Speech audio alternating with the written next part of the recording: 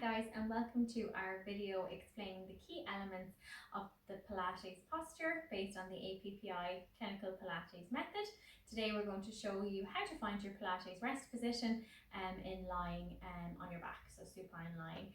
All you need, as always, is a Pilates mat or a yoga mat, and if you need some extra neck support, what you might need is a small head block like this, and if you don't have one at home, you could use a small towel, maybe just fold it over, or a book or a video case, or just something that has similar depth to this. Okay, so let's get started. You're going to pop your block down if you need it. Not everybody needs it.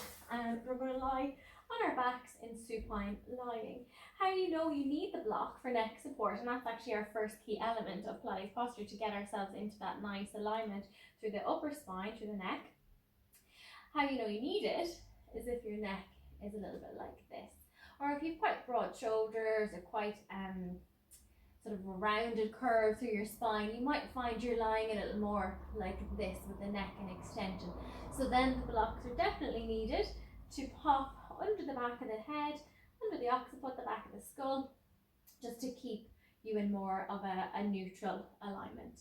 So once you've done that, if you need it, then the next thing we're all going to do is just nod our chins very slightly. And by nodding our chins, we're just getting the neck into lovely, long, lengthened alignment at the back. And that's our first key element when we're lying on the mat.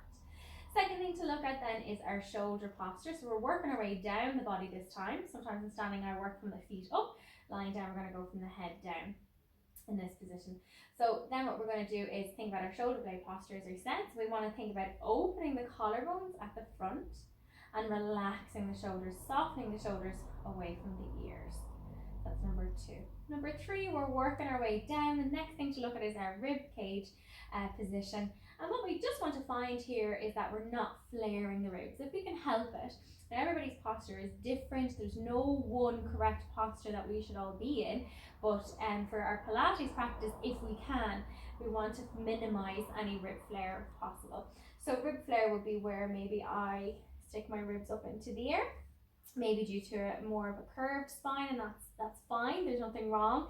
If that's you, that's fine. That's your posture. But if you can, just see if you can sink the ribs down and ever so slightly just towards the mat, and that's just keeping our ribs down and keeping that rib cage connection with our pelvis. Working our way down next, then we will talk about our pelvis, and what we want to do is just get our legs hip width apart. So if you want to bring the legs together, we'll walk our heels apart and then our toes apart. So they're in a good alignment. So we've done head and neck, shoulders, ribs, and now we're on the pelvic bone. And what we want to do is maybe imagine or visualize your pelvis like a bucket full of water. If you want, for feedback, you can place your hands on either side of your pelvic bone just for that feedback. And then what we'll do is start to move and tilt the pelvis forward towards your toes, towards your thighs, creating this little space under the low back. And that's us just spilling water out the front of the bucket, or in the anterior direction. Then we want to move back in the opposite direction, rolling the pelvis or tilting the pelvis posteriorly, so the opposite. We're pressing the low back into the mat, pressing the pelvis into the mat, getting rid of the space. And then we just go between those two movements to help us find the halfway point, the neutral. So we roll forward and then we roll backwards. And keep doing that. It's a really nice way to begin your Pilates practice, to get you focused on your movement, connect the mind with the body, and get us to prepare for the exercises ahead. And a nice way sort of to think about it, as we said, is that you're spilling the water out the front and back of the bucket. Or another way to help you with this, if you're finding that quite challenging to do, if you make a diamond shape with your hands, make your thumbs come together, your fingers come together, and then place the thumbs on your belly button. So find your belly button, place your thumbs on your belly button, put your fingers lower down on the lower abdominal area, and do those movements again. And you'll find, moving in one direction, your thumbs end up a little bit higher than your fingers, your diamond. Move all the way back in the opposite direction, your fingers end up higher this time than your thumbs. And where you want to stop is the point where your diamond, or your fingers and your thumbs, are in a straight line with each other.